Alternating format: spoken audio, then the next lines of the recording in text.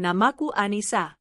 Hidupku adalah lukisan di atas kanvas kesederhanaan, dan aku adalah pelukis yang paling bersyukur atas setiap warnanya. Di duniaku yang kecil, di rumah peninggalan orang tuaku yang sederhana, ada satu nama yang menjadi pusat gravitasiku, Mas Bima, suamiku. Mas Bima adalah definisi dari laki-laki baik. Setidaknya, itulah yang kupercayai dengan segenap hatiku. Dia adalah pria dengan senyum teduh dan bahu yang selalu tampak kokoh, tak peduli seberat apa beban yang sedang ia pikul. Kami menikah 3 tahun lalu, sebuah perayaan kecil yang hanya dihadiri kerabat dekat, namun rasanya lebih megah dari pesta kerajaan manapun karena hatiku penuh. Setahun setelah pernikahan kami, perusahaan Mas Bima melakukan restrukturisasi.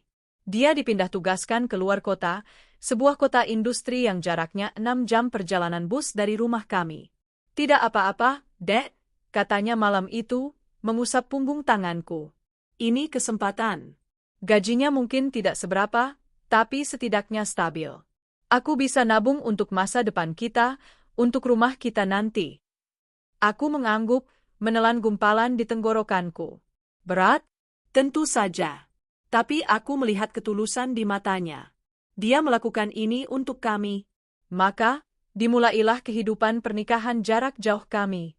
Mas Bima tinggal di sebuah kontrakan sederhana di kota seberang. Gajinya, seperti yang ia katakan, tak banyak. Setiap awal bulan, dia akan mentransfer sebagian besar untukku. Jumlahnya cukup untuk hidup hemat. Sangat hemat. Aku tidak pernah protes. Aku tahu dia bekerja keras. Aku memutar uang itu sedemikian rupa. Untuk tagihan, untuk makan, dan sedikit kutabung tanpa sepengetahuannya. Suamimu hebat, Nis, kata Rani, sahabatku satu-satunya, saat kami sedang minum es teh di teras rumahku suatu sore. Zaman sekarang, cari suami yang jujur bilang gajinya pas-pasan itu susah. Kebanyakan gengsi. Mas Bima itu dia transparan. Kamu beruntung. Aku tersenyum. Rani benar. Rani adalah sahabatku sejak SMA. Dia tahu semua ceritaku. Dia yang menjadi tempatku mengadu saat rindu pada Mas Bima terasa menyesakkan dada. Dia yang sering menemaniku tidur jika aku merasa terlalu kesepian. Aku sangat bersyukur, Ran. Punya suami yang bertanggung jawab seperti dia, jawabku tulus. Rani tersenyum, tapi hari itu, ada sesuatu di matanya yang tidak bisa kubaca. Sesuatu yang lewat begitu cepat. Syukurlah kalau begitu. Oh ya, aku dengar ada diskon besar di toko baju depan. Lihat yuk. Aku menggeleng. Enggak Ran. Uangnya mau kutabung. Rani memutar bola matanya. Nabung terus. Kapan seneng-senengnya? Aku hanya tertawa kecil. Kesenanganku sederhana.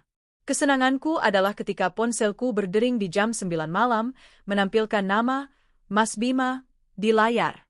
Sudah makan, Mas? Tanyaku, seperti biasa. Sudah, Dad. Baru selesai lembur. Kamu jangan tidur malam-malam, ya. Jaga kesehatan, suaranya terdengar lelah, namun selalu ada kehangatan di sana. Mas juga, jangan lupa minum vitamin. Kami akan berbicara selama 15 menit, membahas hal-hal sepele. Cuaca hari ini, tetangga yang baru pindah, harga cabai yang naik. Tak ada yang istimewa, tapi itu adalah pilar yang menopang pernikahanku. Lalu, ada akhir pekan di awal bulan. Saatnya Mas Bima pulang. Aku akan bangun sejak subuh, memasak semua makanan kesukaannya. Rendang, sayur nangka, dan sambal terasi. Aku akan membersihkan rumah hingga tak ada setitik debu pun. Aku akan berdandan, memakai gamis terbaikku, dan menunggunya di teras. Ketika motor metiknya yang sedikit butut itu berhenti di depan gerbang, jantungku akan berdebar seperti remaja. Dia akan turun, melepas helm, dan tersenyum lelah padaku. Senyum itu, senyum yang bisa membayar lunas semua rindu dan kesabaranku selama sebulan. 2 hari itu akan terasa seperti 2 jam. Kami akan menghabiskan waktu bersama, bercerita, tertawa, dan merencanakan masa depan. Sabar ya, Dad. Nanti kalau tabungan cukup, aku minta pindah lagi ke sini. Kita mulai usaha kecil-kecilan, janjinya suatu malam, sambil memijat kakiku yang pegal. Aku memejamkan mata, menikmati sentuhannya. Aku selalu sabar, Mas. Asal sama kamu. Lalu dia akan pergi lagi. Meninggalkanku dengan pelukan hangat yang aromanya akan kuingat-ingat hingga sebulan ke depan, dan tentu saja, amplop berisi uang belanja. Hingga suatu hari, 3 bulan lalu, aku melihat kalender. Tanggal 14 bulan depan. Ulang tahun Mas Bima yang ke-30. Sebuah ide gila melintas di kepalaku. Selama ini, aku hanya memberinya hadiah sederhana. Sarung, peci, atau kiriman doa. Tahun ini, aku ingin memberinya sesuatu yang istimewa. Sesuatu yang menunjukkan betapa aku menghargainya. Aku teringat pada celengan ayam tanah liat yang kusembunyikan di bawah tempat tidur. Tabungan rahasiaku, uang sisa belanja yang kukumpulkan sedikit demi sedikit selama lebih dari setahun. Aku membongkarnya hari itu juga. Setelah kuhitung, jumlahnya cukup signifikan. Mataku langsung tertuju pada satu hal yang pernah Mas Bima tunjuk di etalase mal setahun yang lalu saat dia masih bekerja di sini. Sebuah kemeja? Bukan kemeja biasa. Itu kemeja batik sutra lengan panjang di sebuah toko brand ternama yang harganya membuatku menahan napas. Bagus ya, Dek, katanya waktu itu. Kapan ya, aku bisa pakai kemeja semahal ini ke kantor? Dia tertawa, tapi aku tahu ada keinginan di matanya.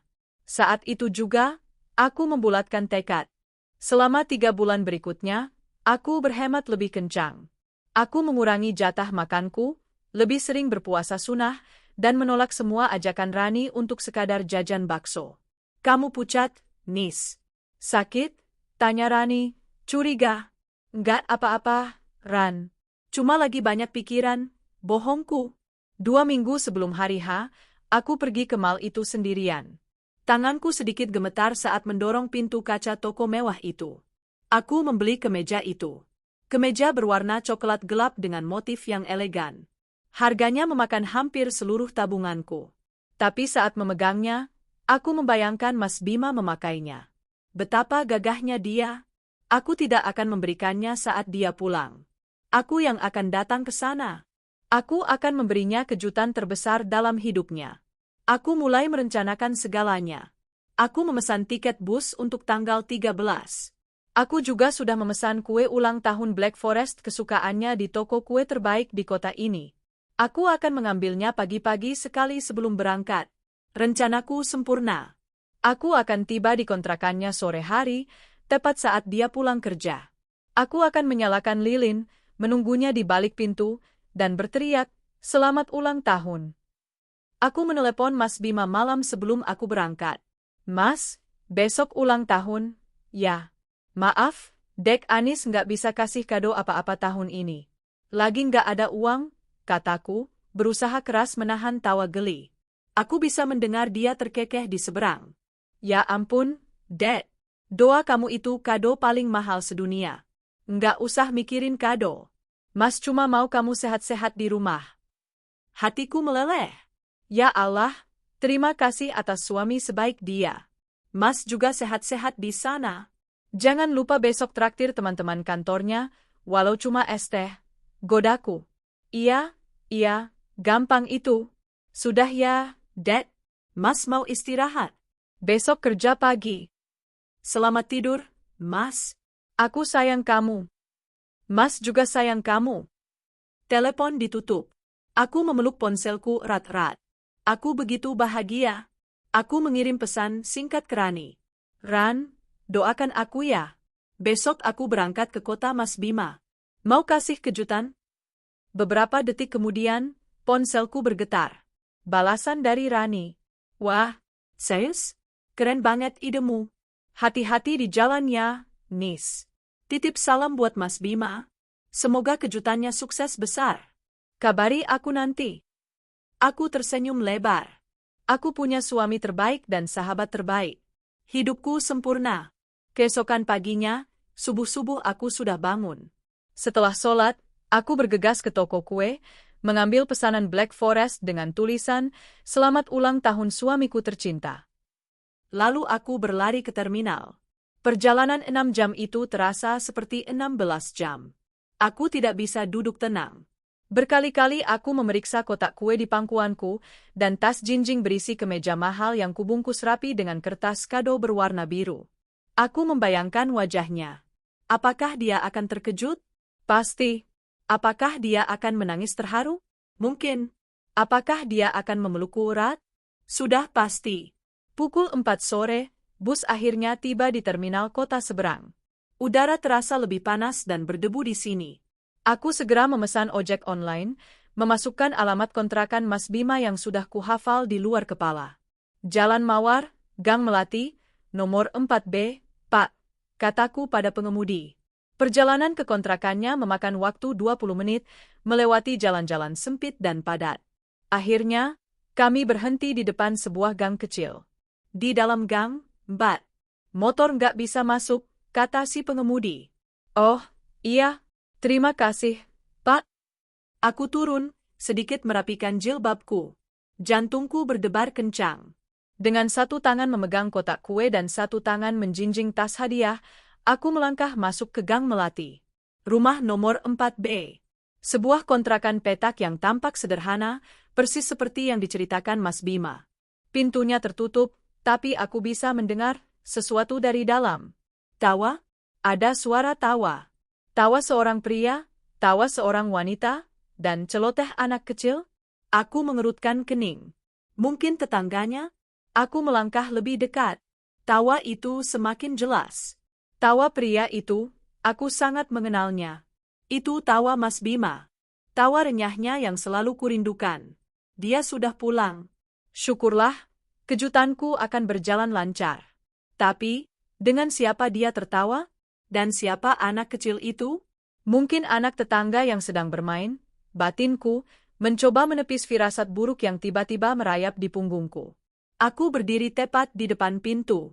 Jendela di samping pintu itu tertutup gorden, tapi gordennya tidak rapat.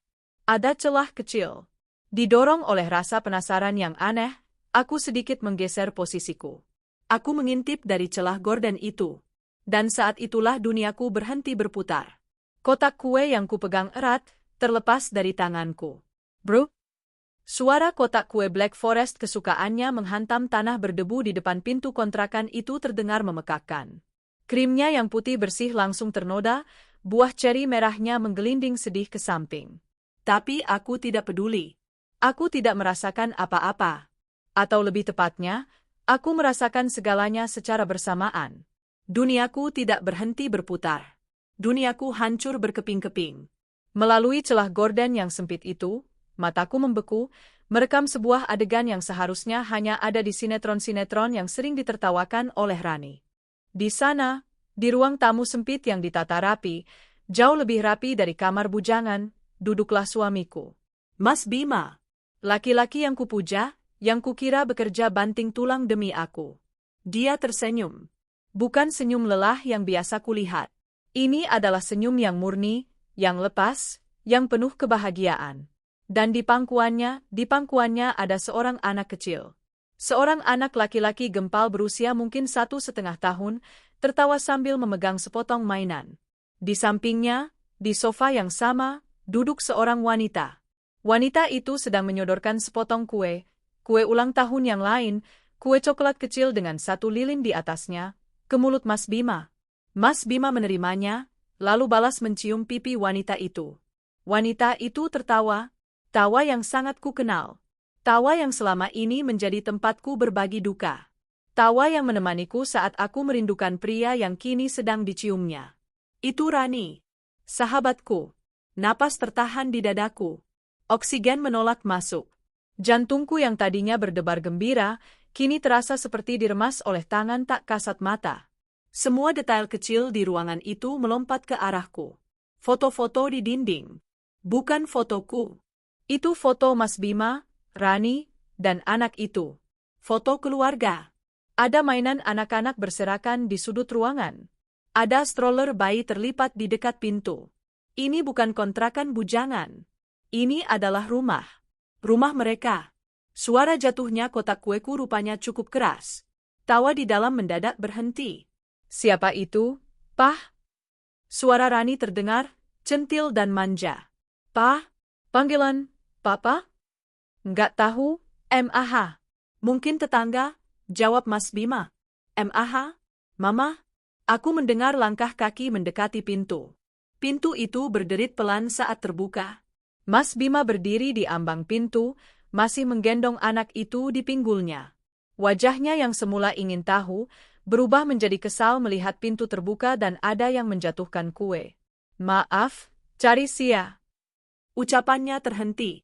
Matanya bertemu dengan mataku. Waktu benar-benar berhenti.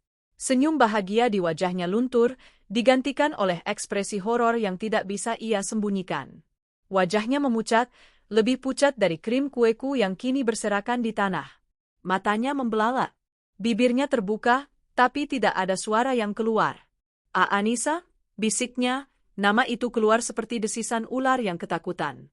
Anak yang digendongnya, mungkin merasakan ketegangan, mulai merengek dan memeluk leher Bima lebih erat. Ada apa, Pah? Kok lama? Rani muncul dari belakangnya. Dia masih memegang piring kue. Oh, ada tamu? Mata Rani mengikuti arah pandang Mas Bima yang kaku. Dan dia melihatku. Piring di tangannya bergetar. Dia tidak menjatuhkannya, tapi wajahnya kini sama piasnya dengan suamiku. Ah, bukan. Suamiku. Anis, Kak, kamu ngapain di sini? Itulah kata-kata bodoh pertama yang keluar dari mulutnya. Aku masih berdiri mematung. Tangan kananku masih menjinjing tas kertas berisi kemeja sutra mahal itu. Kemeja yang kubeli dengan mengorbankan jatah makanku. Aku menatap mereka bergantian. Mas Bima, si suami baik hati dan bertanggung jawab. Rani, si sahabat yang selalu ada. Dan anak kecil di gendongan Mas Bima, bukti hidup dari pengkhianatan mereka. Kejutan? Suaraku keluar. Parau, kering, dan penuh racun. Aku sendiri terkejut mendengarnya. Aku mau kasih kejutan ulang tahun. Aku mengangkat tas kertas di tanganku. Ini, kemeja. Hasil aku nabung berbulan-bulan. Lalu aku menunjuk kue Black Forest yang hancur di kaki mereka. Itu, kue kesukaanmu. Kubawa dari rumah. Mataku beralih ke kue coklat kecil di tangan Rani. Tapi, sepertinya kamu sudah punya pesta sendiri, ya, Mas? Dek, dengerin Mas dulu. Bima akhirnya menemukan suaranya. Dia mencoba menurunkan anak itu, tapi anak itu menangis, tidak mau lepas. Ini nggak seperti yang kamu lihat. Aku berteriak. Akhirnya, bendungan itu pecah. Teriakan itu keluar dari bagian terdalam paru-paruku yang terasa sesak. Nggak seperti yang kulihat. Lalu apa ini, Bima? Apa? Dia ini. Kami Vilaf. Rani mulai menangis. Tangisan palsu yang kini membuatku muak. Ilaf? Aku maju satu langkah. Mereka berdua mundur. Ilaf itu sekali. Ini ada hasilnya. Aku menunjuk anak kecil itu. Anak ini umurnya berapa? 1 tahun? 2 tahun? Berapa lama kalian membohongiku? Tetangga di sebelah mulai membuka pintu. Beberapa orang yang lewat di gang berhenti. Anissa, ayo masuk dulu. Kita bicarakan baik-baik. Mas Bima mengulurkan tangannya yang bebas, mencoba menarikku. Jangan sentuh aku. Aku menepis tangannya kasar. Bicara baik-baik katamu. Setelah kamu buat aku seperti orang bodoh? Kamu bilang gajimu kecil? Ternyata gajimu kecil untukku, tapi cukup untuk membiayai istri muda dan anakmu di sini. Emosiku meledak. Aku tidak bisa mengontrolnya lagi. Setiap bulan kamu pulang, kamu memberiku sisa. Sisa dari mereka. Kamu bilang kamu lembur, kamu bilang kamu lelah, tapi ternyata kamu bahagia di sini. Aku menatap Rani. Air mataku kini mengalir deras, tapi ini bukan air mata kesedihan. Ini air mata kemarahan. Dan kamu, Ran, kamu sahabatku. Kamu memelukku saat aku menangis merindukan dia. Kamu menemaniku tidur di ranjangku.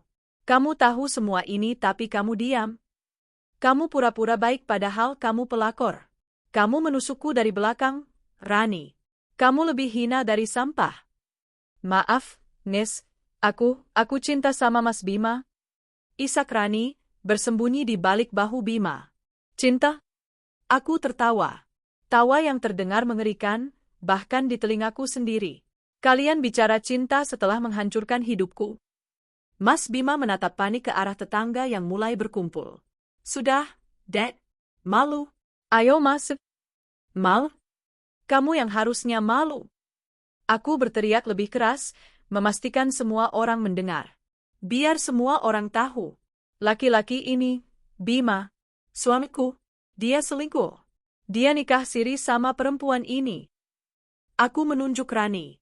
Dan perempuan ini, dia sahabatku sendiri. Mereka membohongiku bertahun-tahun. Warga mulai berbisik-bisik. Ada yang terlihat marah, ada yang mencemooh. Mas Bima tampak panik.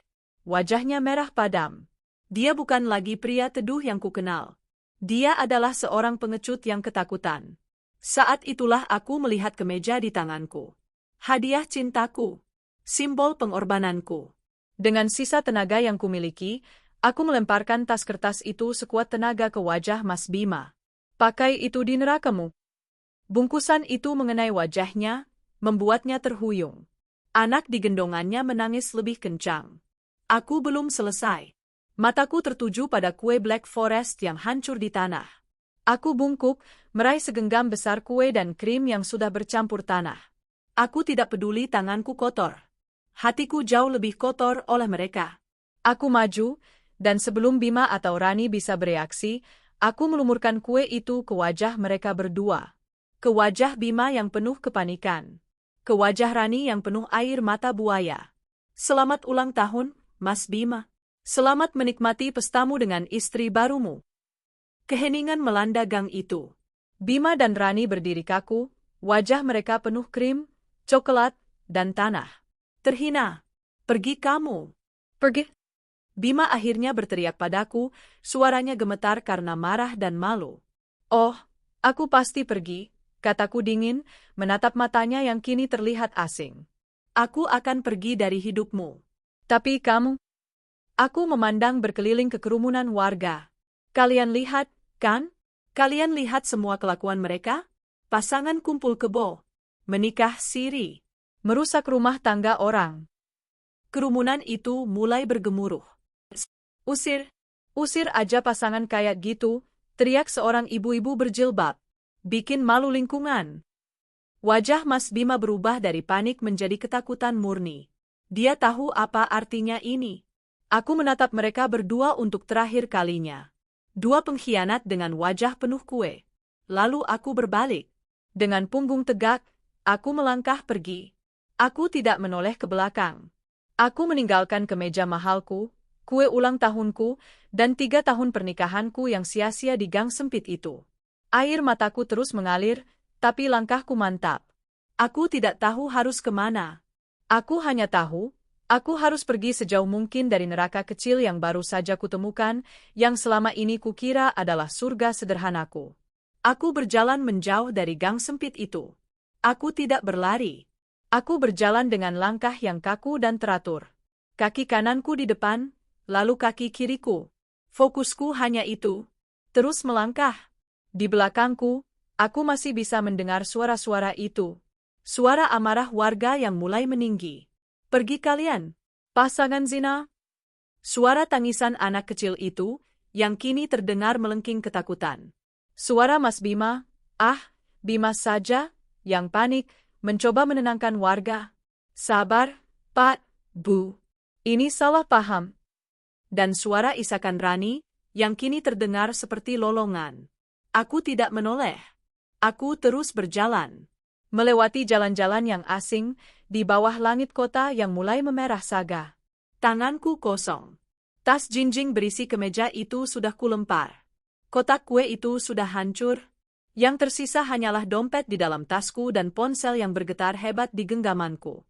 Pasti Bima. Pasti Rani. Aku tidak melihatnya. Aku mematikan ponselku. Perasaanku aneh. Kosong. Seperti sebuah ruangan yang baru saja dirampok. Semua perabotan berhargaku, cinta, kepercayaan, rasa hormat, masa depan, semuanya hilang, dijarah habis. Yang tersisa hanya ruangan kosong yang berantakan. Aku berjalan tanpa tujuan. Kakiku membawaku kembali ke jalan besar. Aku duduk di halte bus, di antara orang-orang yang sibuk berlalu lalang. Aku menatap lurus ke depan. Lalu, gelombang itu datang. Rani. Bayangan Rani menemaniku minum es teh di teras. Kamu beruntung, Nis, punya suami kayak Mas Bima. Bayangan Rani memelukku. Sabar ya, Nis. Aku tahu berat LDRan. Bayangan Rani tertawa di ruang tamu kontrakan itu, menyuapi suamiku, menggendong anaknya. Anaknya? Ya Tuhan. Anak itu tampak berumur lebih dari 1 tahun. Mungkin 1,5. Itu artinya mereka sudah bersama jauh lebih lama dari yang kukira. Pengkhianatan ini bukan hilaf sesaat. Ini adalah rencana. Jika anak itu berumur 1,5 tahun, berarti Rani sudah hamil saat Mas Bima baru dipindah tugaskan. Atau jangan-jangan kepindahan tugas itu memang direncanakan? Agar dia bisa bebas membangun keluarga barunya di sini? Dan Rani, kapan dia pergi dari kota kami? Aku tidak ingat. Dia hanya bilang dia dapat pekerjaan baru di luar kota. Ternyata, luar kota, itu adalah di kota yang sama dengan suamiku. Di rumah suamiku. Semua potongan teka-teki itu kini menyatu dengan sempurna. Uang bulanan yang tak banyak. Tentu saja. Karena harus dibagi 2. Telepon malam yang hanya 15 menit. Mas mau istirahat? Besok kerja pagi. Tentu saja. Karena ada istri mudanya yang menunggu di sampingnya. Jarangnya dia pulang. Bukan sebulan sekali. Kadang 2 bulan sekali, dengan alasan, lembur, atau proyek. Tentu saja. Rumahnya yang sebenarnya ada di sini. Aku, di rumah peninggalan orang tuaku, hanyalah simpanan, cadangan, atau mungkin aku adalah mesin ATM-nya untuk mendapat status sudah menikah, yang terhormat? Rasa mual yang hebat naik ke tenggorokanku. Aku bukan hanya dihianati. Aku sudah dijadikan bahan tertawaan selama bertahun-tahun oleh 2 orang yang paling kupercaya di dunia. Aku harus pulang. Aku harus segera pergi dari kota neraka ini. Aku berjalan ke terminal bus antar kota. Terminal yang sama, tempat aku tiba beberapa jam lalu dengan hati berbunga-bunga. Aku antre di loket. Nama kotaku, Mbak. Berangkat malam ini, kataku pada penjaga loket. Ada, Mbak. Jam 7:30. 150.000. Aku membuka dompetku. Dan hatiku mencelos untuk kedua kalinya hari ini. Uangku. Hanya ada 50.000 rupiah. Sisanya habis untuk kue, untuk kado, dan untuk ongkos ojek tadi. Aku berencana akan meminta uang pada Mas Bima untuk ongkos pulang besok. Bodoh, Anissa. Aku berdiri mematung di depan loket. Mbak? Jadi, tanya penjaga itu, tidak sabar. Maaf, Mbak. Nanti, kataku, gemetar. Aku mundur dari antrean. Apa yang harus kulakukan? Menghubungi Bima? Tidak. Lebih baik aku mati kelaparan di kota ini. Menghubungi orang tuaku? Mereka sudah tiada. Aku duduk di kursi tunggu yang keras. Pandanganku jatuh pada jari manis kiriku. Sebuah cincin kawin emas tipis melingkar di sana. Cincin yang Bima pasangkan 3 tahun lalu, sambil berjanji akan setia sampai mati. Setia sampai mati, desisku pahit. Aku melepas cincin itu. Rasanya ringan, tapi meninggalkan bekas putih yang menyakitkan di kulitku. Aku berjalan keluar terminal, mencari toko emas atau pegadaian. Tak jauh dari sana, ada sebuah toko emas kecil yang masih buka. Mau jual, Mbak? Tanya pemilik toko. Aku mengangguk, tidak sanggup bicara. Kuserahkan cincin itu. Dia menimbangnya. Emas muda. 170.000. Ambil, kataku. Aku kembali ke terminal dengan uang di tangan. Aku membeli tiket bus. Sisa 20.000. Cukup untuk sebotol air mineral. Perjalanan pulang 6 jam itu adalah siksaan terpanjang dalam hidupku. Aku duduk di dekat jendela, membiarkan angin malam menerpa wajahku yang basah oleh air mata. Kali ini, air mata itu mengalir tanpa isakan. Air mata yang dingin. Setiap memori indah yang kumiliki tentang Bima, kini membusuk. Sentuhannya yang hangat, kini terasa menjijikkan. Senyumnya yang teduh, kini terlihat seperti topeng iblis. Janji-janjinya hanyalah kebohongan yang dirangkai rapi. Aku tiba di rumahku pukul 2 pagi.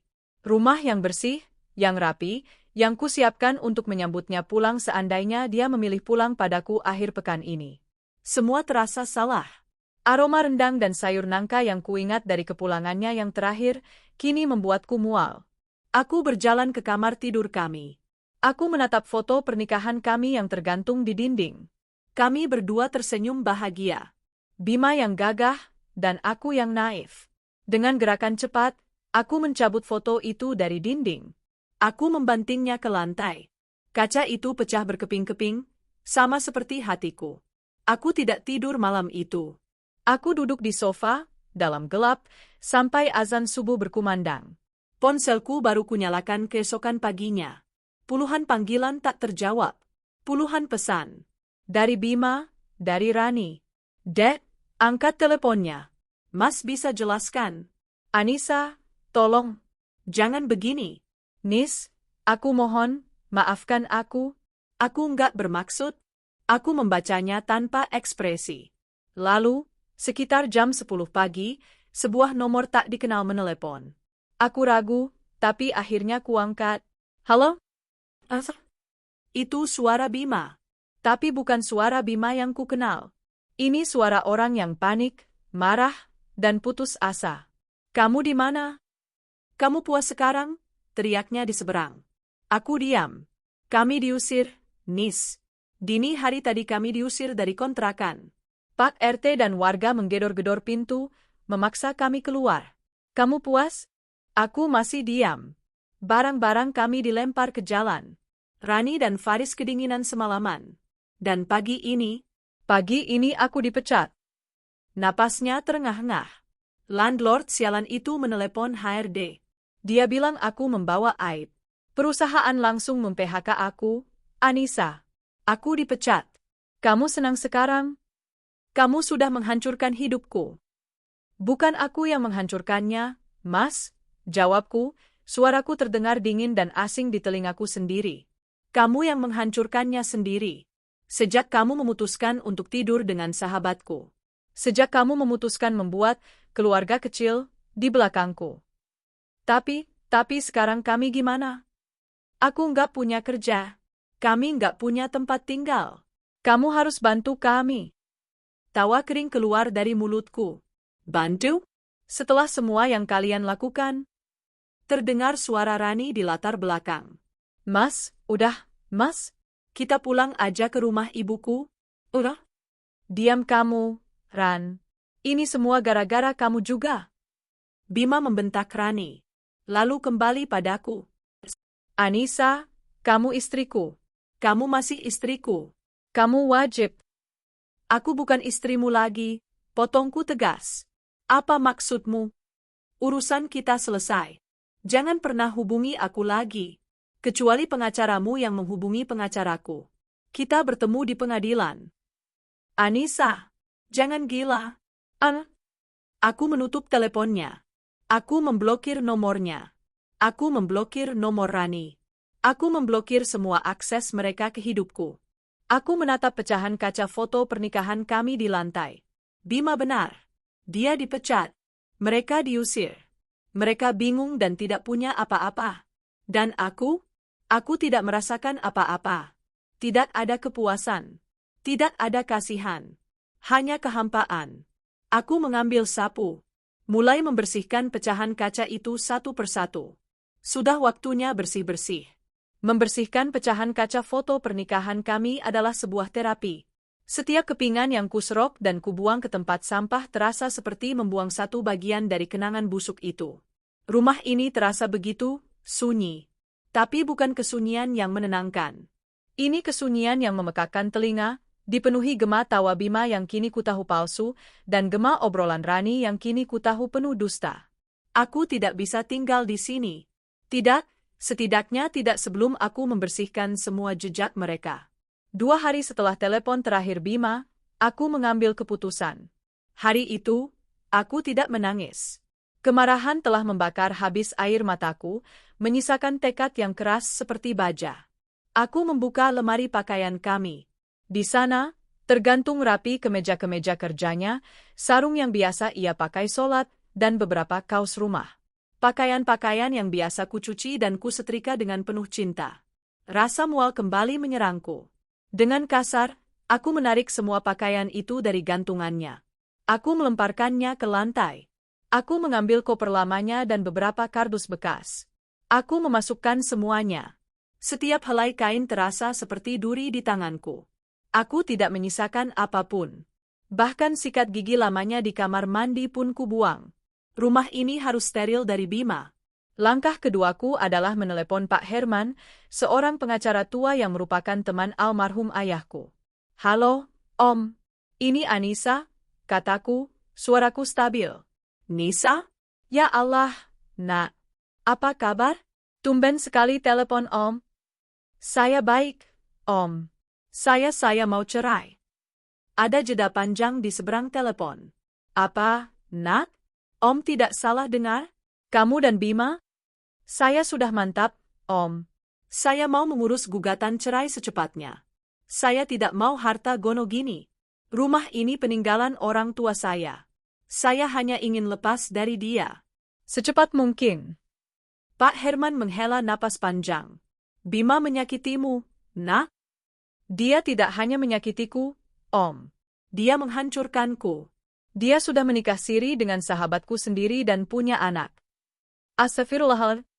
Suara Pak Herman terdengar tulus terkejut. "Baik, Nak. Baik. Kamu kuat. Bawa semua berkas pernikahanmu ke kantor Om besok. Kita akan selesaikan ini. Kamu berhak bahagia." "Terima kasih, Om." Aku menutup telepon.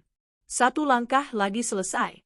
Sementara aku membersihkan hidupku, di belahan lain, Bima dan Rani justru sedang mengotori hidup mereka lebih dalam.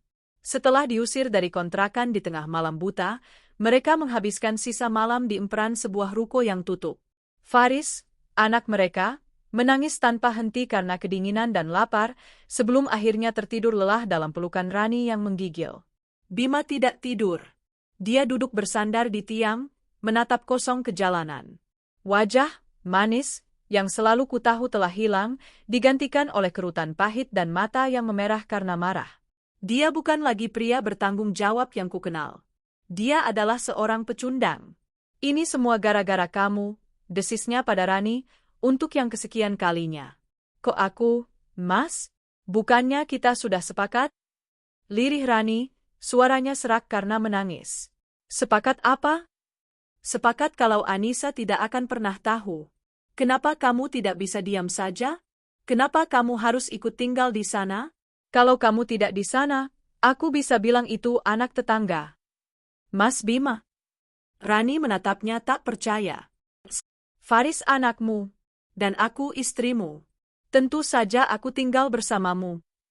"Istri siri," bentak Bima pelan, takut membangunkan orang. "Kamu bukan Anissa. Gara-gara kamu aku kehilangan pekerjaan. Gara-gara mulut besar Anissa, aku kehilangan segalanya." Rani terdiam. Dia memeluk anaknya lebih erat. Laki-laki yang ia puja, yang membuatnya tega mengkhianati sahabatnya sendiri, kini menyalahkannya atas semua yang terjadi. Cinta yang dulu terasa menggebu, kini terasa dingin dan menjijikkan. Dengan sisa uang yang mereka miliki, mereka menumpang bus ekonomi kumuh, kembali ke kota kami. Sebuah perjalanan 6 jam yang terasa seperti neraka. Bau keringat, tangisan Faris yang rewel, dan keheningan yang tegang di antara mereka berdua. Mereka tiba di kota kami sore hari, dalam keadaan kotor, lelah, dan putus asa. Tujuan pertama mereka, rumah orang tua Bima. Sebuah rumah sederhana di pinggir kota. Bima mengetuk pintu. Ibu, ini Bima, Bu." Pintu terbuka. Ibu Ratna, Ibu Bima, berdiri di ambang pintu. Wanita yang selalu bersikap lembut padaku itu menatap putranya dari atas ke bawah. Pandangannya lalu beralih ke Rani yang berdiri ketakutan di belakang Bima, menggendong seorang anak. "Jadi ini benar," kata Ibu Ratna, suaranya datar dan dingin. "Ibu, tolong kami, Bu. Kami diusir." "Bima dipecat?" Bima mencoba meraih tangan ibunya. Jangan sentuh ibu. Ibu Ratna menarik tangannya. Matanya menatap tajam Bima. Kamu kemana saja, Bima? Kamu bilang kamu kerja? Ternyata kamu berbuat zina di belakang istri sahmu. Ibu, ini Rani, kami sudah nikah siri, Bu. Ibu tidak peduli, bentak ibunya, membuat mereka terkejut. Bagi ibu, istrimu hanya satu. Anissa, anak yatim piatu yang kamu sakiti hatinya. Anak baik yang selalu mendoakanmu, yang kamu bohongi hidup-hidup. Ibu Ratna menatap Rani dengan tatapan penuh kebencian. Dan kamu, perempuan, pelakor, tega kamu merusak rumah tangga sahabatmu sendiri. Bawa pergi anak haram itu dari depan rumahku. Ibu, ini Faris, cucu ibu. Bima berteriak.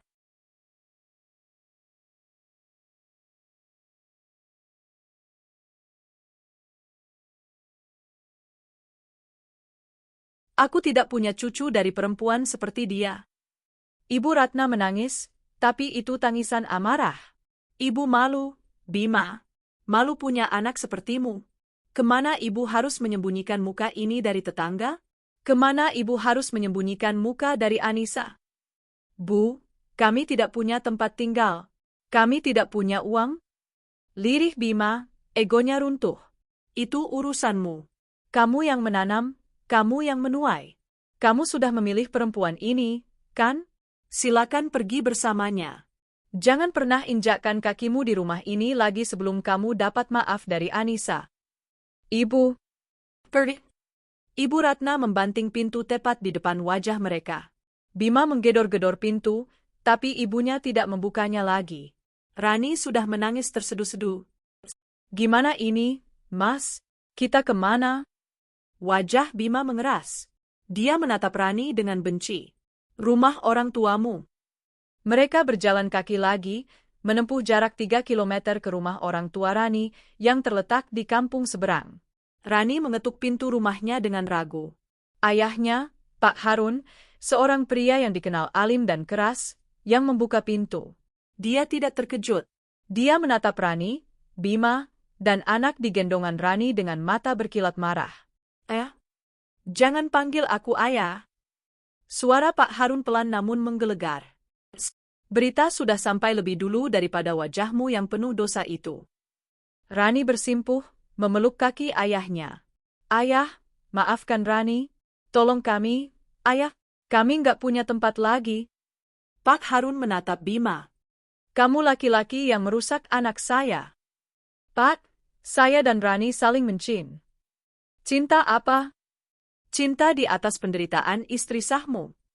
Kamu laki-laki tidak bertanggung jawab. Pak Harun menarik kakinya dari pelukan Rani. Ayah sudah mendidikmu agama, Rani. Tapi ini balasanmu. Kamu mencoreng arang di muka keluarga. Kamu membuat ayah malu untuk pergi ke masjid. Ayah, tolong, kasihan Faiz. Dia bukan cucuku, kata Pak Harun, lebih dingin dari Ibu Bima. Pergi kalian berdua. Jangan pernah kembali. Mulai hari ini, aku tidak punya anak perempuan bernama Rani. Pintu itu kembali tertutup. Malam itu, Bima, Rani, dan Faris kembali berakhir di jalanan. Mereka duduk di trotoar kotor di depan sebuah pos ronda yang kosong. Harta mereka hanya 2 tas pakaian dan seorang anak yang menangis kelaparan. Mereka telah dipecat dari pekerjaan. Mereka telah diusir dari kontrakan. Dan kini, mereka telah dibuang oleh keluarga mereka sendiri. Bima menatap Rani, yang sedang mencoba menenangkan Faris dengan putus asa. Tidak ada lagi cinta di mata itu. Yang ada hanya kebencian murni. Ini semua, desis Bima, adalah salahmu. Dia berdiri, merampas dompet dari tas Rani, dompet yang dia tahu berisi sisa uang pegangan Rani, dan berjalan pergi meninggalkan mereka di kegelapan. Mas Bima, mau kemana? Mas, jangan tinggalkan kami. Teriakan Rani yang putus asa menggema di jalanan yang sepi. Tapi Bima tidak menoleh. Dia terus berjalan, menghilang di tikungan. 2 bulan berlalu seperti dalam kabut. Bagiku, hari-hari diisi dengan rutinitas baru, mengurus berkas di kantor Pak Herman, bolak-balik ke pengadilan agama, Dan yang paling penting, belajar untuk sendirian lagi. Proses perceraianku berjalan lancar, lebih lancar dari yang kuduga. Bima tidak pernah hadir. Dia tidak mau datang, Nak, kata Pak Herman suatu hari setelah sidang mediasi yang gagal karena Bima mangkir. Surat panggilannya kembali. Dia sudah tidak tinggal di alamat orang tuanya, dan tidak ada yang tahu dia di mana. Ini bagus untuk kita. Artinya, prosesnya akan lebih cepat. Dia melepaskanmu begitu saja. Aku hanya mengangguk. Dia melepaskanku adalah kalimat yang ironis. Dia sudah melepaskanku sejak lama, bahkan mungkin sejak awal. Aku saja yang terlalu erat memegang janjinya. Hari putusan itu akhirnya tiba. Aku duduk sendirian di ruang sidang yang dingin. Ibu Ratna, Ibu Bima, sebenarnya ingin menemaniku. Beliau meneleponku minggu lalu, menangis, meminta maaf atas nama putranya. Anissa, maafkan Bima, Nak. Ibu sudah gagal mendidiknya. Kamu sudah ibu anggap anak ibu sendiri.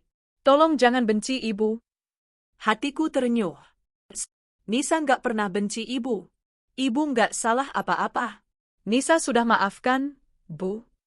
Apa ibu perlu datang ke sidang? Bersaksi untukmu. Aku menggeleng, walau dia tak bisa melihatnya. Tidak usah, Bu. Biar Nisa selesaikan ini sendiri. Nisa hanya minta doa ibu. Dan kini, aku di sini, mendengarkan hakim mengetukkan palu. Memutuskan, mengabulkan gugatan cerai penggugat, Saudari Anissa binti, nama ayah Anissa, terhadap tergugat, Saudara Bima bin, nama ayah Bima. Mulai hari ini, pernikahan kalian telah putus secara fair stake. Palu diketuk. Selesai. 3 tahun pernikahanku, cintaku, pengorbananku, kesetiaanku berakhir dalam satu ketukan palu di ruangan ber-AC yang dingin. Aku berjalan keluar dari gedung pengadilan agama. Sinar matahari siang itu terasa menyilaukan. Aku berdiri sejenak di pelataran. Aku menunggu. Menunggu rasa sedih yang meluap. Menunggu tangis yang meledak. Tapi yang datang adalah kelegaan. Rasa lega yang begitu besar, seolah beban bertonton baru saja diangkat dari pundakku. Aku bebas. Akhirnya, aku benar-benar bebas. Aku menarik napas dalam-dalam untuk pertama kalinya setelah berminggu-minggu. Udara itu terasa bersih. Tapi kebebasan ada harganya. Aku kini sebatang kara. Tabunganku terkuras untuk biaya pengacara dan hidup selama 2 bulan ini. Aku harus bekerja. Aku tidak mungkin kembali bekerja di kantoran. Ijazah SM aku tidak akan laku di zaman sekarang. Aku menatap rumah peninggalan orang tuaku. Inilah satu-satunya hartaku. Aku ingat resep rendang warisan ibuku. Resep yang selalu dipuji Mas Bima. Ah, Bima lagi. Aku mengenyahkan bayangan itu. Aku harus mengubah kenangan itu menjadi sesuatu yang produktif. Dengan sisa uang yang ada, aku membeli daging dan bumbu di pasar. Aku memasak rendang. Porsi besar. Aku mengemasnya dalam wadah-wadah kecil.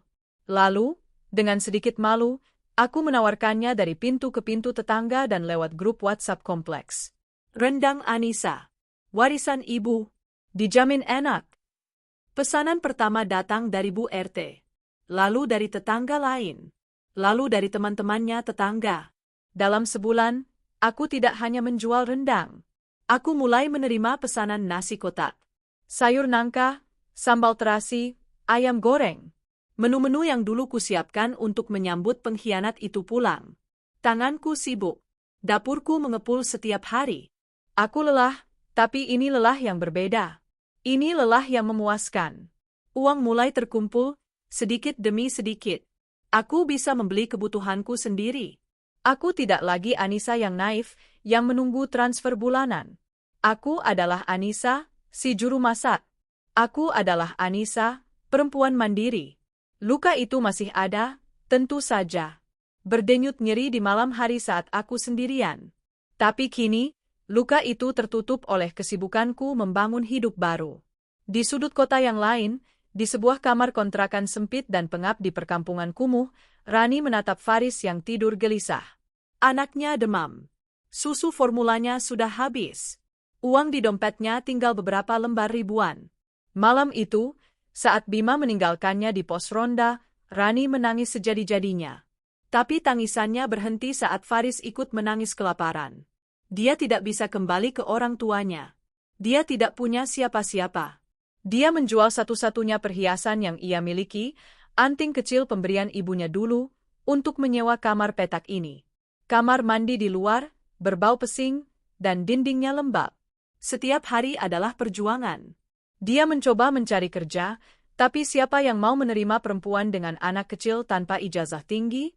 Dia akhirnya bekerja serabutan, mencuci baju tetangga, membersihkan selokan, apa saja asal bisa membeli susu dan bubur untuk Faris. Wajahnya yang dulu cantik dan terawat, kini kusam dan cekung. Tangan yang dulu lentik, kini kasar dan kapalan. Inikah cinta yang ia kejar? Laki-laki yang ia rebut dari sahabatnya sendiri, kini meninggalkannya tanpa belas kasihan setelah merampas uang terakhirnya. Setiap malam, Rani dihantui mimpi buruk.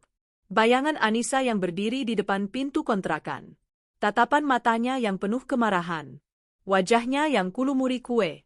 Rasa bersalah itu menggerogotinya, tapi rasa lapar jauh lebih mendesak.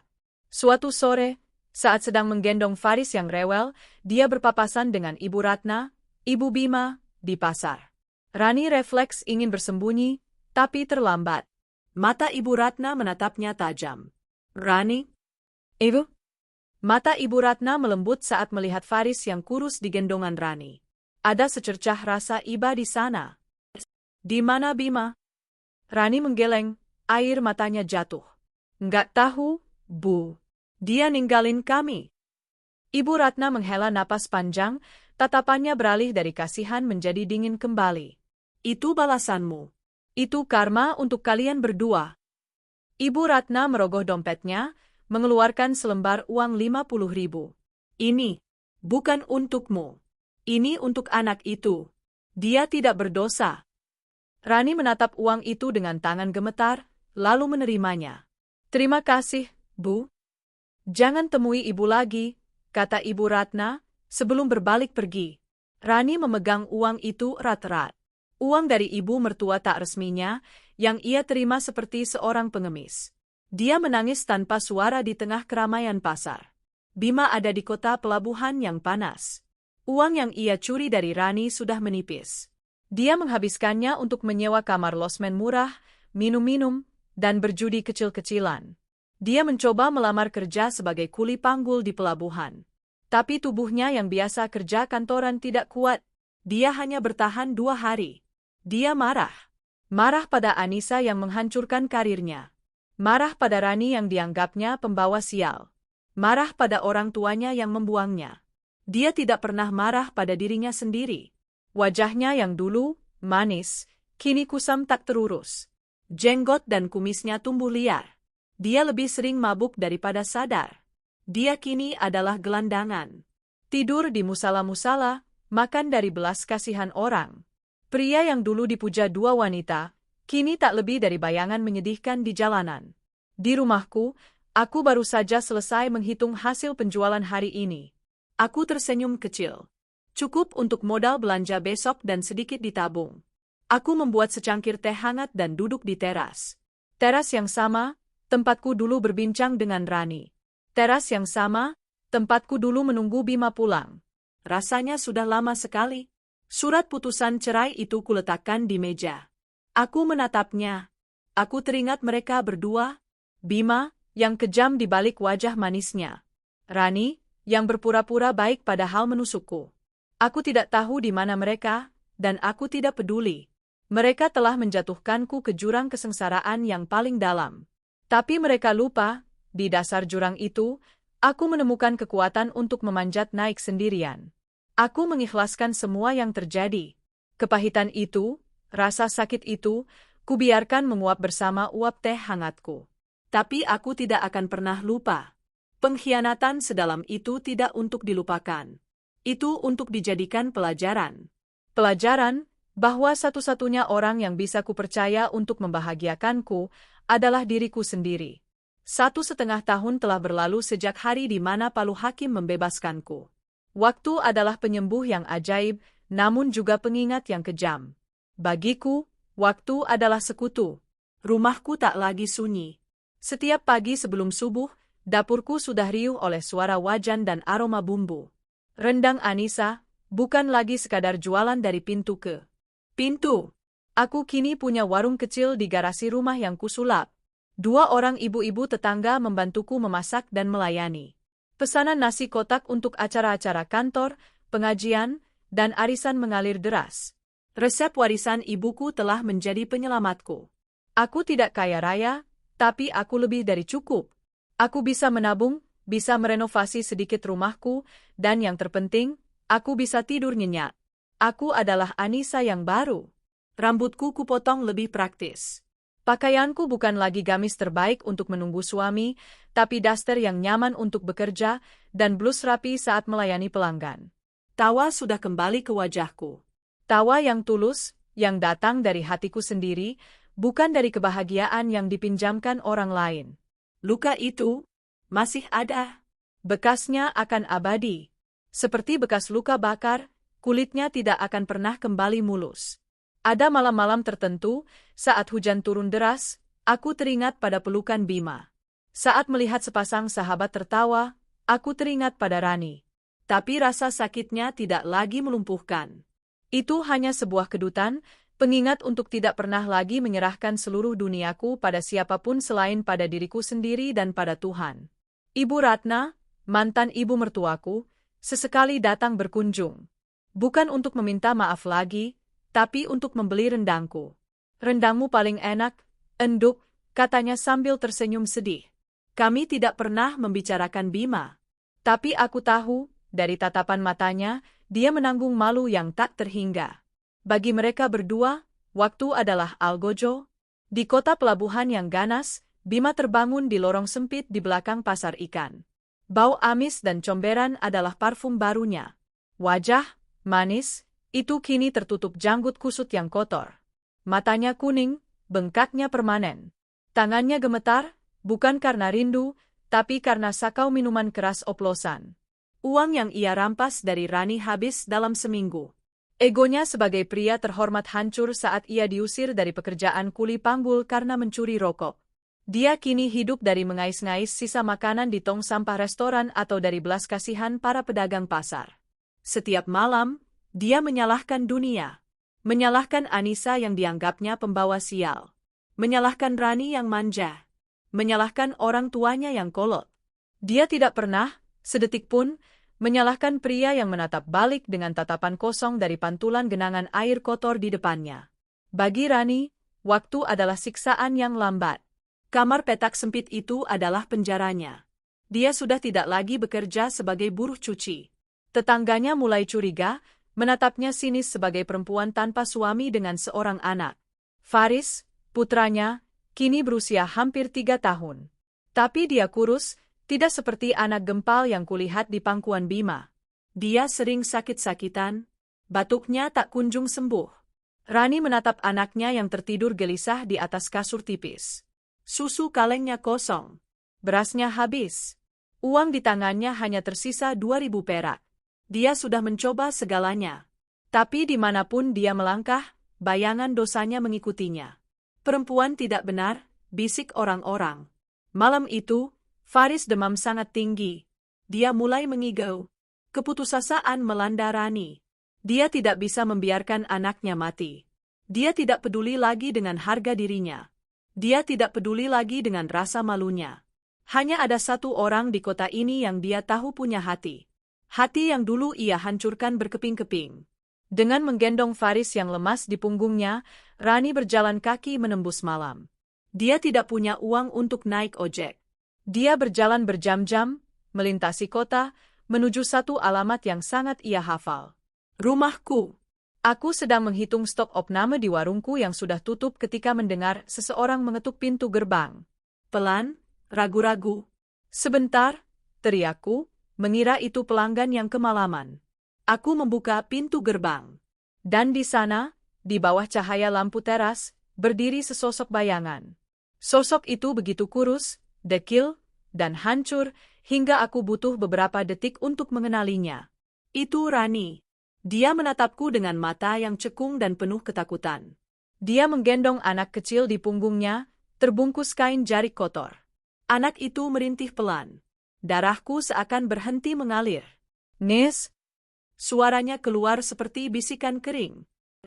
Anak, aku mundur selangkah. Refleks, seluruh kebencian, rasa jijik, dan kemarahan yang kukira sudah padam, tiba-tiba menyala kembali. Mau apa kamu kesini? Tanyaku dingin. Rani langsung bersimpuh di kakiku. Tepat di teras yang sama, tempat kami dulu berbagi tawa. Nis, aku minta maaf. Aku tahu aku salah. Aku tahu dosaku nggak terampuni. Isaknya, suaranya parau. Tapi tolong, Nis, bukan untuk aku. Dia menunjuk ke punggungnya. Anakku, Nis, first, dia demam tinggi. Aku nggak punya uang. Aku belum makan 2 hari. Susunya habis. Dia menangis, bukan lagi tangisan pura-pura yang kulihat di depan kontrakan Bima.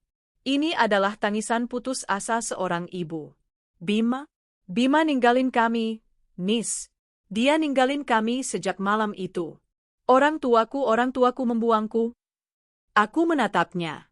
Si sahabat cantik yang dulu selalu modis, kini tak lebih dari perempuan malang yang menyedihkan. Pakaiannya lusuh, kakinya kotor tanpa alas. Lalu aku menatap anak di gendongannya. Anak itu tak berdosa. Dia adalah korban, sama sepertiku. Korban dari ayah pengecut dan ibu yang dibutakan cinta. Hatiku berperang. Sebagian diriku ingin membanting pintu di depan wajahnya. Ingin meneriakinya, rasakan. Ini karmamu. Nikmati penderitaanmu. Tapi bagian lain diriku, bagian Anissa yang dulu, menatap anak yang sakit itu. Tunggu di sini. Kataku datar. Aku masuk ke dalam rumah. Tanganku gemetar. Aku mengambil kotak P3K, mengambil obat penurun panas sirup untuk anak-anak. Aku masuk ke dapur, mengambil beberapa kotak nasi rendang yang siap kirim besok, memasukkannya ke tas kresek. Lalu aku membuka laci kasirku. Aku mengambil beberapa lembar uang 100 ribuan. Aku kembali ke teras. Rani masih bersimpuh di posisi yang sama, menangis tanpa suara. Aku berjongkok di depannya. Bukan untuk memeluknya. Aku menjaga jarak. Aku sodorkan obat dan tas kresek itu. Ini untuk anakmu. Dia menatap nasi kotak itu dengan tatapan lapar yang menyayat hati. Lalu aku menyodorkan uang itu. Mata Rani membelalak. Dia menggeleng cepat. Enggak, Nis, aku enggak pantas. Ini bukan untukmu, kataku, suaraku tegas dan dingin. Ini untuk Faris. Bawa dia ke dokter. Beli dia susu. Beli dia makanan. Rani menatapku, air matanya kembali mengalir. Nis, kamu baik sekali. Ya Allah, Nis, maafkan aku. Dia mencoba meraih tanganku untuk menciumnya. Aku menarik tanganku dengan cepat. Rani, kataku, menatap lurus ke matanya. Dengar aku baik-baik. Dia terdiam, menatapku. Aku melakukan ini untuk anakmu. Bukan untukmu. Aku sudah mengikhlaskan apa yang terjadi di antara kita. Aku sudah memaafkan perbuatan kalian. Wajah Rani sedikit cerah. Tapi, lanjutku, aku tidak akan pernah lupa. Pengkhianatanmu. Pengkhianatan Bima. Itu akan selalu jadi bekas luka di hidupku. Aku berdiri. Ambil ini. Dan pergi. Nis, aku pergi. Jangan pernah datang ke rumah ini lagi. Jangan pernah tunjukkan wajahmu lagi di depanku. Anggap ini adalah urusan terakhir kita. Anggap ini adalah hutang yang lunas. Rani menatapku lama. Dia melihat Anissa yang dulu ia kenal telah tiada. Yang berdiri di depannya adalah perempuan asing yang kuat, yang tak bisa lagi ia bodohi. Perlahan, dia mengambil uang dan bungkusan itu. Dia berdiri dengan kaki gemetar. Terima kasih, Nis. Terima kasih. Lirihnya. Dia berbalik, berjalan tertatih-tatih menjauh dari gerbang rumahku, kembali ke kegelapan malam. Aku menutup pintu gerbang. Menguncinya rapat-rapat. Aku bersandar di balik pintu. Aku tidak menangis. Aku teringat kata-kata terakhirku. Aku ikhlas, tapi aku tak akan lupa. Dan malam itu, aku benar-benar merasakannya. Aku telah mengikhlaskan mereka pergi ke neraka mereka sendiri. Dan aku tak akan pernah lupa bahwa aku telah selamat dari neraka itu. 5 tahun.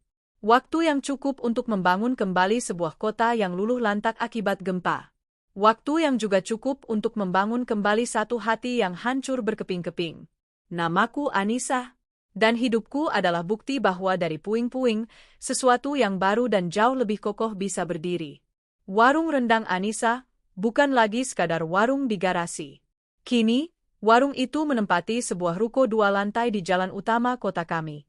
Gambar warung makan Padang yang ramai dan modern, dapurnya luas, bersih, dan mempekerjakan 15 karyawan, kebanyakan adalah janda atau perempuan-perempuan yang sedang berjuang seperti diriku dulu. Resep ibuku telah menjadi berkah. Tapi kesuksesan ini bukan hanya karena resep. Ini adalah hasil dari air mata, keringat, dan tekad baja untuk tidak pernah lagi bergantung pada siapapun. Aku bukan lagi Anissa yang menanti di teras. Aku adalah Anissa yang menandatangani slip gaji, yang bernegosiasi dengan pemasok daging, yang mengendarai mobilku sendiri untuk mengantar pesanan catering besar ke kantor-kantor pemerintahan. Aku telah menemukan kebahagiaanku. Bukan pada sosok laki-laki baru, meski banyak yang mencoba mendekat, tapi pada kemandirianku. Pada senyum puas pelanggan. Pada kemampuanku untuk menyekolahkan anak-anak karyawanku. Pada Ibu Ratna, mantan ibu mertuaku, yang kini tinggal bersamaku, membantuku di bagian kasir.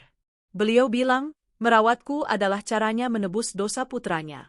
Aku menerimanya, karena kami berdua adalah korban dari orang yang sama. Tentang Rani, aku mendengar kabarnya sesekali. Setelah malam itu, dia membawa Faris ke dokter. Dia menggunakan sisa uang dariku untuk pindah ke kota lain, sejauh mungkin dari rasa malunya. Kudengar dia bekerja sebagai buruh pabrik garmen, hidup pas-pasan di kontrakan petak yang tak lebih baik dari sebelumnya. Dia hidup. Faris hidup. Tapi mereka hidup dalam bayang-bayang pengkhianatan yang tidak akan pernah bisa mereka hapus.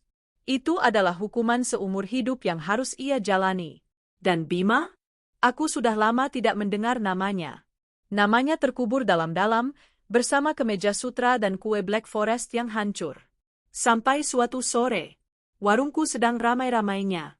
Aku sedang sibuk di kasir bersama Ibu Ratna ketika seorang karyawan berlari dari depan. Bu Anissa, ada yang cari ibu di depan. Dia maksa masuk. Siapa? Tanyaku, sedikit terganggu. Enggak tahu, Bu Gembel. Baunya menyengat sekali. Tapi dia sebut-sebut nama ibu terus. Perasaanku mendadak tidak enak. Aku menyerahkan urusan kasir pada Ibu Ratna dan berjalan ke depan. Di sana, di pintu masuk warungku yang bersih dan wangi, berdiri sesosok pria. Jika Rani dulu nyaris tak kukenali, pria ini sama sekali tak kukenali. Dia kurus kering, seperti tengkorak berbalut kulit kotor. Rambutnya gimbal dan acak-acakan. Pakaiannya compang-camping.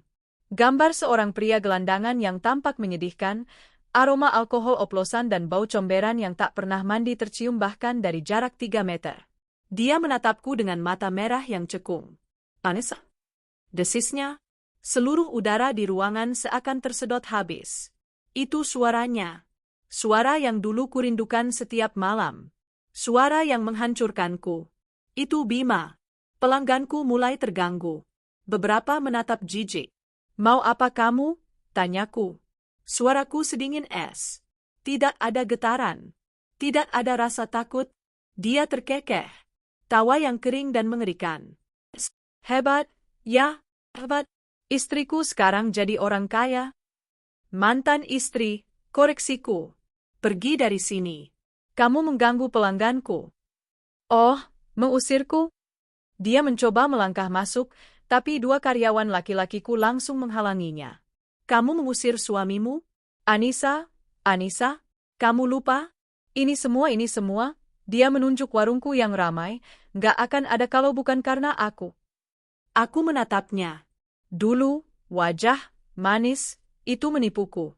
Sekarang, wajah hancur itu menunjukkan siapa dia sebenarnya. Pria kejam yang menyalahkan seluruh dunia atas kesalahannya. Kamu sukses karena aku, teriaknya. Kamu jadi kaya karena aku tinggalin. Kamu seharusnya berterima kasih. Kamu berhutang padaku. Dia mulai meracau. Uang. Beri aku uang. Aku berhak atas semua ini. Ini harta Gonogini. Beberapa pelanggan pria berdiri, siap membantu. Ibu Ratna keluar dari belakang, wajahnya pucat pasi melihat putranya. Bima? Ya Allah, nak. Bima menepiskan tangan karyawan yang memegangnya. Dia menatapku liar. Beri aku uang, Anissa, atau aku akan hancurkan tempat ini. Dia menerjang ke arah meja saji, mencoba membalik panci-panci rendangku. Tapi dia tidak sampai. Karyawan-karyawanku, tetangga-tetangga yang sudah menganggapku keluarga, dan beberapa pelanggan setia, mereka bergerak serempak. Mereka menangkapnya. Mereka memeganginya erat. Jangan ganggu Bu Anissa. Gembel nggak tahu diri. Panggil satpam. Bima meronta, tapi tubuhnya yang ringkih karena alkohol tidak punya tenaga. Dia tidak lebih dari sekantong tulang yang menyedihkan. Dia menatapku. Tatapan penuh kebencian. Dan aku menatapnya kembali. Kosong. Dulu, aku akan menangis. Dulu, aku akan marah. Dulu, aku akan hancur. Sekarang, aku hanya melihat orang asing yang menyedihkan. Seorang pengecut yang gagal dalam hidup dan kini mencoba menyeret orang lain ke dalam kegagalannya. Lepaskan dia, kataku tenang. Semua orang menatapku. Bawa dia keluar, lanjutku. Karyawanku menyeretnya keluar warung. Bima masih berteriak-teriak, mengumpat, dan mengutuk namaku. Aku berjalan ke laci kasir. Aku mengambil selembar uang 50.000. Aku berjalan keluar, di mana dia sudah terduduk di trotoar. Aku berjongkok di depannya, sama seperti aku berjongkok di depan Rani malam itu. Aku menyodorkan uang itu. Ini. Dia menatap uang itu, lalu menatapku dengan nanar. Ini bukan hakmu, kataku pelan, tapi tajam. Ini sedekah. Ambil. Beli makan. Lalu pergi dari kota ini. Jangan pernah tunjukkan wajahmu lagi di hadapanku. Tangannya yang gemetar kotor meraih uang itu dan meremasnya. Kamu akan menyesal, Anissa? Desisnya. Aku sudah menyesal, jawabku. Aku menyesal pernah mengenalmu. Aku berdiri. Aku berbalik. Aku tidak menoleh lagi. Aku masuk kembali ke warungku. Aroma rendang yang kaya dan wangi menyambutku. Aku mengambil celemekku, mengikatnya di pinggang. Maaf atas keributannya, kataku pada para pelanggan. Silakan dilanjut makannya. Aku berjalan ke dapurku. Tanganku kembali sibuk mengaduk bumbu. Yah, aku pernah menyusul suamiku. Aku menyusulnya, berpikir akan memberinya kejutan, tapi aku yang dikejutkan oleh pengkhianatan yang begitu dalam. Mereka berdua telah menjatuhkanku ke jurang kesengsaraan yang paling gelap. Tapi aku telah mengilaskannya. Dan aku tidak akan pernah lupa. Aku tidak akan pernah lupa bahwa di dasar jurang itu, aku tidak mati. Aku menemukan diriku sendiri. Dan aku memanjat naik, sendirian, menjadi perempuan yang hari ini bisa berdiri tegak dan berkata, bab itu sudah kututup. 15 tahun telah berlalu sejak sore itu, saat aku memberikan uang sedekah terakhirku kepada pria hancur yang pernah menjadi suamiku. Waktu telah mengubah segalanya. Namaku Anissa. Di usiaku yang kini menginjak akhir 40-an, aku telah menemukan kedamaian yang kukira mustahil untuk diraih. Restoran Padang Anissa bukan lagi hanya satu ruko. Kini, aku memiliki 3 cabang di kota ini dan 1 di ibu kota provinsi. Aku bukan lagi sekadar juru masak. Aku adalah seorang pengusaha, seorang mentor bagi puluhan karyawanku, seorang ibu angkat bagi anak-anak panti asuhan yang rutin kusantuni. Rumah peninggalan orang tuaku telah kurenovasi total. Teras tempatku dulu menangis dan menunggu, kini menjadi taman atrium yang asri di tengah rumah, tempatku minum teh di pagi hari. Ibu Ratna, mantan ibu mertuaku, telah berpulang dengan tenang 5 tahun lalu. Aku merawatnya hingga akhir hayatnya, seperti ibuku sendiri. Dia pergi dengan senyum, menggenggam tanganku, berbisik, "Ibu bangga padamu, Enduk." Aku tidak pernah menikah lagi. Bukan karena trauma, tapi karena aku telah jatuh cinta pada kehidupanku sendiri. Aku utuh. Luka lama itu sudah sembuh total. Bekasnya pun nyaris pudar, tertutup oleh ribuan tawa dan pencapaian baru. Nama Bima dan Rani telah menjadi catatan kaki yang begitu kecil dalam buku kehidupanku yang tebal. Aku sudah lama tidak memikirkan mereka. Hingga suatu Selasa sore, restoran pusatku sedang tidak terlalu ramai. Aku sedang memeriksa laporan inventaris di mejaku yang terletak di sudut ruangan dengan partisi kaca, memungkinkanku melihat ke seluruh area restoran. Seorang pramusajiku mendekat. Permisi, Bu Anissa. Ya, Rina? Ada yang ingin bertemu dengan ibu. Pelanggan komplain? Tanyaku, sedikit mengernyit. Bukan, Bu. Dia masih muda. Sekitar 18 atau 19 tahun. Dia bilang namanya Faris. Faris, satu nama itu. Nama yang 15 tahun tidak pernah kudengar. Jantungku yang biasanya tenang, tiba-tiba berdebar sedikit lebih cepat. Di mana dia? Di meja nomor 12, Bu. Di sudut. Aku berdiri. Aku merapikan blus batik kerjaku. Aku berjalan keluar dari ruanganku. Di meja sudut, duduk seorang pemuda kurus. Dia tampak gugup, kedua tangannya meremas-remas ujung kaosnya yang sederhana namun bersih. Rambutnya disisir rapi. Saat dia mendongak dan melihatku mendekat, aku harus berhenti sejenak untuk mengatur napas. Dia memiliki mata Bima. Mata teduh yang dulu membuatku jatuh cinta. Tapi sorot matanya penuh kepanikan dan rasa bersalah, persis seperti mata Rani saat bersimpuh di terasku malam itu. Dia adalah perpaduan sempurna dari dua orang yang telah menghancurkanku. Ibu? Ibu Anissa? Tanyanya, suaranya sedikit gemetar. Aku mengangguk, mengambil tempat duduk di seberangnya. Saya Anissa. Ada yang bisa saya bantu? Dia menelan ludah. Saya Faris, Bu. Saya tahu, jawabku lembut. Ibu ingat saya? Aku ingat, kataku. Anak kecil di kontrakan itu. Wajahnya memerah karena malu. Dia menunduk. Ibu saya, Ibu Rani, meninggal dunia 3 bulan yang lalu. Aku terdiam. Tidak ada rasa kaget. Tidak ada rasa apa-apa. Hanya sebuah kabar. Innalillahi wa inna ilaihi raji'un, ucapku pelan. Sakit apa? Paru-paru, Bu. Sejak lama. Mungkin karena kerja terlalu keras di pabrik garmen, dan mungkin juga karena terlalu banyak pikiran, katanya lirih. Dia merogoh tas ranselnya yang sudah usang. Dia mengeluarkan sebuah amplop coklat yang sudah lecek dan menguning di tepinya. Sebelum meninggal, Ibu menitipkan ini untuk saya. Beliau berpesan, jika saya sudah cukup dewasa, saya harus mencari Ibu dan memberikan ini. Beliau bilang, saya tidak akan tenang memulai hidup sebelum Ibu memaafkan kami. Dia menyodorkan amplop itu.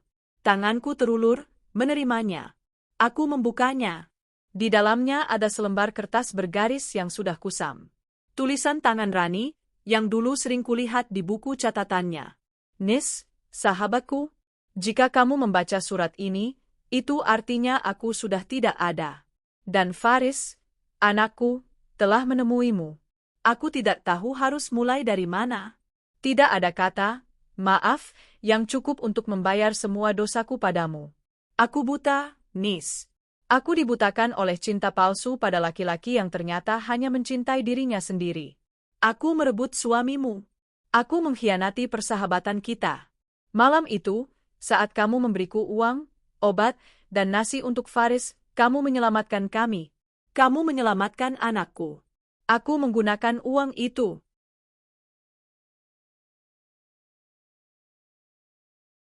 Untuk pergi. Aku bersumpah pada diriku sendiri, aku akan membesarkan Faris menjadi laki-laki yang jauh lebih baik dari ayahnya. Aku tidak pernah bertemu Mas Bima lagi. Dan aku tidak peduli. Setiap hari selama 15 tahun ini, aku hidup dengan rasa bersalah. Aku bekerja keras, bukan hanya untuk Faris, tapi untuk menebus dosaku. Nis, aku hanya ingin kamu tahu, aku menyesal. Aku sangat menyesal. Aku tidak berani memintamu memaafkanku. Tapi tolong, jangan benci anakku. Faris tidak tahu apa-apa. Dia anak yang baik. Tolong maafkan ibunya.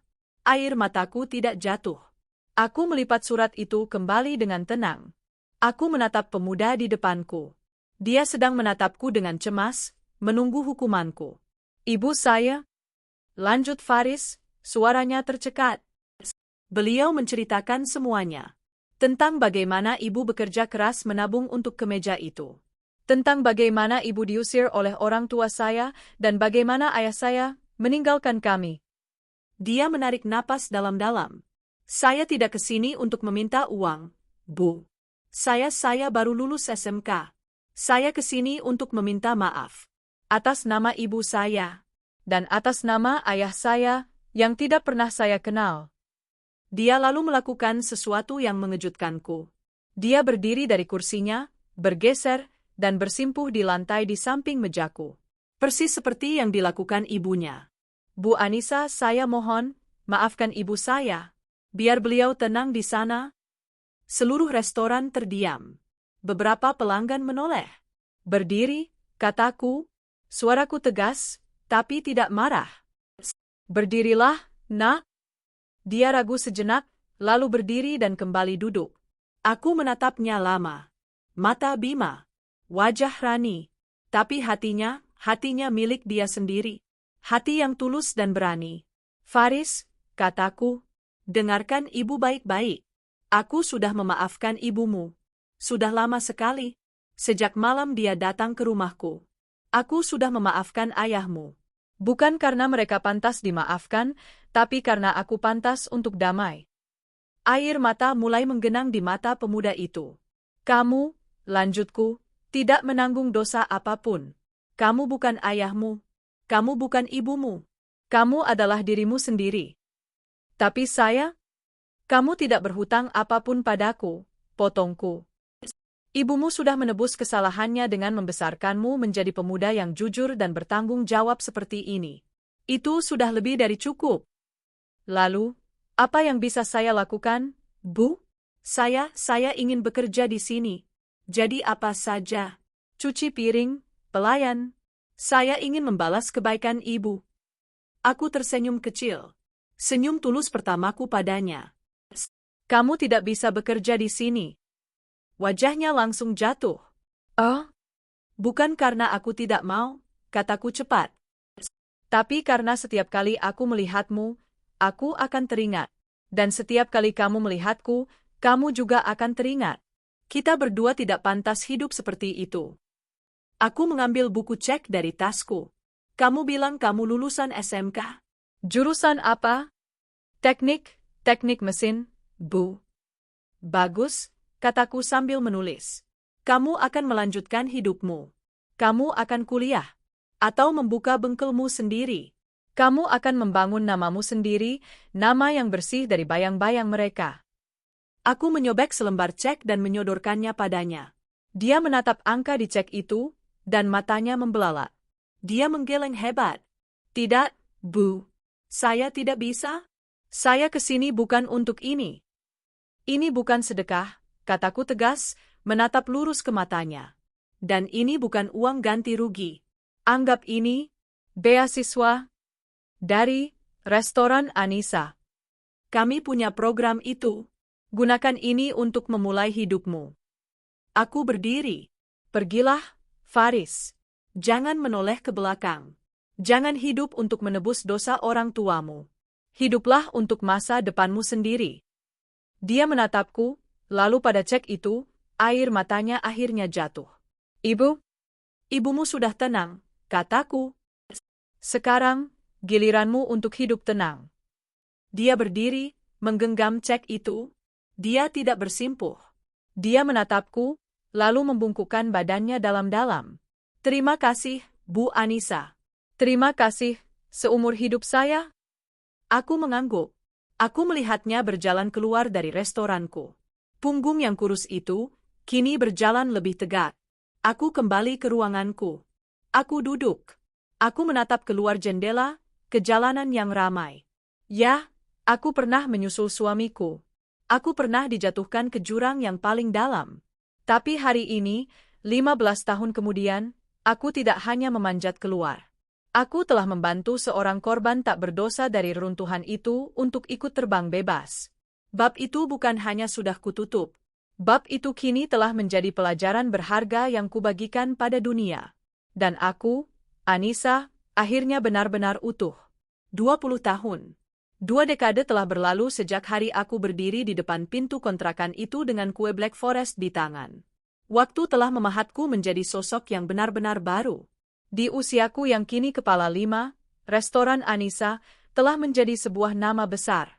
Gambar restoran Padang yang besar dan sukses bukan lagi hanya cabang, tapi sebuah holding company kecil yang juga mengelola catering industri dan program-program sosial. Namaku Anissa, dan hidupku adalah tentang memberi kembali. Salah satu fokus utamaku adalah sebuah panti Wureda, jompo, sederhana di pinggir kota. Panti Asih, namanya. Tempat itu menampung para lansia terlantar yang ditemukan di jalanan, mereka yang tidak memiliki keluarga atau identitas. Aku adalah donatur tetap di sana. Sore itu, seperti biasa, aku datang berkunjung. Bukan hanya untuk menyerahkan donasi bulanan, tapi untuk duduk dan berbincang dengan para penghuninya. Suster kepala, Ibu Ratih, menyambutku dengan hangat. Bu Anissa, terima kasih. Ibu selalu datang tepat waktu. Sudah kewajiban saya, Bu Ratih, ujarku tersenyum. Bagaimana kabar Bapak Ibu di sini? Semua sehat, alhamdulillah. Oh ya, Bu, kami punya satu pasien baru. Ditemukan petugas dinas sosial 2 minggu lalu di belakang pasar induk. Kondisinya sangat parah. Aku mengernyit. Sakit apa? Sirosis hati stadium akhir, Bu. Akibat alkohol sepertinya. Dan malnutrisi akut. Usianya mungkin baru akhir 50-an, tapi penampilannya seperti 80 tahun. Ibu Ratih menggeleng prihatin. Dia tidak punya identitas. Tidak bicara. Tatapannya kosong. Kami memanggilnya Pak X.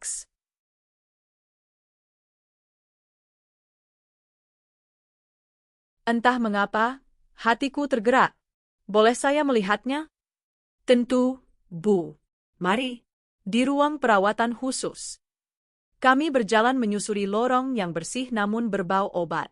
Kami tiba di sebuah kamar di ujung, tempat pasien-pasien dengan kondisi terburuk dirawat. Ibu Ratih menunjuk keranjang di sudut, dekat jendela. Itu dia, Bu. Aku melangkah pelan. Di atas ranjang itu, terbaring sesosok tubuh. Bukan. Itu bukan tubuh. Itu adalah kerangka yang dibalut kulit kering berwarna kuning langsat. Dia begitu kurus hingga tulang-tulang pipinya menonjol tajam. Gambar pasien di ranjang rumah sakit yang tampak kurus kering, rambutnya nyaris habis, menyisakan beberapa helai tipis berwarna putih. Matanya terbuka, menatap langit-langit, tapi tatapan itu kosong, tidak melihat apa-apa. Napasnya terdengar berat, dan selang infus menancap di tangannya yang kurus kering. Kondisinya sangat buruk, bisikku. Ya, Bu. Dokter bilang, tinggal menunggu waktu, jawab Suster Ratih pelan. Aku melangkah lebih dekat. Aku menatap wajah yang hancur itu. Wajah yang tidak kukenali sama sekali. Lalu, mataku terpaku pada sesuatu. Di tangan kanannya yang kurus itu, di antara jari telunjuk dan jari tengahnya, ada bekas luka lama. Bekas luka kecil berbentuk bulan sabit. Duniaku seakan berhenti. Aku ingat luka itu. Luka yang didapatnya puluhan tahun lalu, saat dia masih muda, saat dia mencoba membantuku memperbaiki pagar bambu di rumah orang tuaku. Aduh, Dek, katanya sambil tertawa, kena bambu. Jadi kayak bulan sabit, ya. Aku menatap wajah hancur itu sekali lagi. Aku memindainya, mencari sisa-sisa dari pria yang dulu ku kenal. Garis rahangnya, bentuk telinganya. Ya Tuhan, ini Bima. Pria yang dulu gagah. Pria yang dulu memiliki senyum manis yang meneduhkan. Pria yang menghancurkan hidupku. Pria yang 15 tahun lalu kuberikan uang 50.000 di depan warungku. Dia berakhir di sini. Sendirian. Tanpa nama. Menunggu mati. Suster Ratih menatapku. Ibu? Ibu tidak apa-apa? Wajah ibu pucat. Aku menarik napas dalam-dalam. Aku menunggu. Menunggu amarah. Menunggu benci. Menunggu rasa puas karena karma telah bekerja begitu sempurna. Tapi tidak ada yang datang. Yang kurasakan hanyalah kehampaan. Kosong. Pria di depanku ini bukan lagi Bima, suamiku. Dia bukan lagi Bima, si pengkhianat. Dia hanyalah orang asing yang sedang sekarat. Ibu, apa ibu kenal dia? Tanya Suster Ratih, melihatku mematung begitu lama. Ini adalah pertanyaan terakhir. Ujian terakhirku. Aku menatap Bima. Matanya yang kosong tidak berkedip. Dia tidak tahu aku di sini. Dia tidak tahu apa-apa lagi. Tidak, jawabku pelan. Suaraku stabil. Saya tidak kenal dia. Suster Ratih mengangguk, terlihat lega karena aku tidak terbebani. Aku berbalik, tapi berhenti sejenak. Aku merogoh tasku, mengeluarkan buku ceku. Aku menulis nominal yang besar. Jauh lebih besar dari donasi bulanan standarku. Aku menyobek cek itu dan memberikannya pada Suster Ratih. Ibu Ratih, kataku. Ya, Bu Anissa? Tolong, gunakan ini. Untuk semua keperluannya. Pastikan dia tidak kesakitan. Berikan dia kamar perawatan terbaik yang bisa panti ini sediakan. Rawat dia dengan baik sampai akhir. Suster Ratih menatap cek itu, lalu menatapku dengan mata berkaca-kaca. Bu, ini terlalu banyak. Untuk orang yang bahkan tidak ibu kenal. Aku tersenyum tipis. Semua orang berhak meninggal dengan tenang, Suster. Siapapun dia. Aku berbalik. Saya permisi dulu, kataku. Aku berjalan keluar dari kamar itu. Aku berjalan menyusuri lorong panti, keluar ke halaman, menuju mobilku yang terparkir di bawah pohon rindang. Aku tidak menoleh ke belakang. Aku masuk ke dalam mobil. Aku duduk diam sejenak. Aku menatap pantulan wajahku di kaca spion. Wajah perempuan berusia 50-an yang tenang, kuat, dan damai. Aku menyalakan mesin. Ya, aku pernah menyusul suamiku. Dan aku telah menghabiskan 20 tahun terakhir untuk melarikan diri dari bayang-bayangnya. Hari ini, aku tidak lari lagi. Aku baru saja membayar biaya perawatannya di akhir hayatnya. Bukan sebagai mantan istri. Bukan sebagai korban. Tapi sebagai seorang manusia, Anissa, yang telah lama memaafkan dan melanjutkan hidup. Itu adalah donasi terakhirku untuk masa lalu. Aku menginjak pedal gas, dan mobilku melaju mulus, meninggalkan panti asih, meninggalkan bayangan terakhir dari pria bernama Bima, menuju sisa hidupku yang cerah. Bab itu benar-benar telah selesai.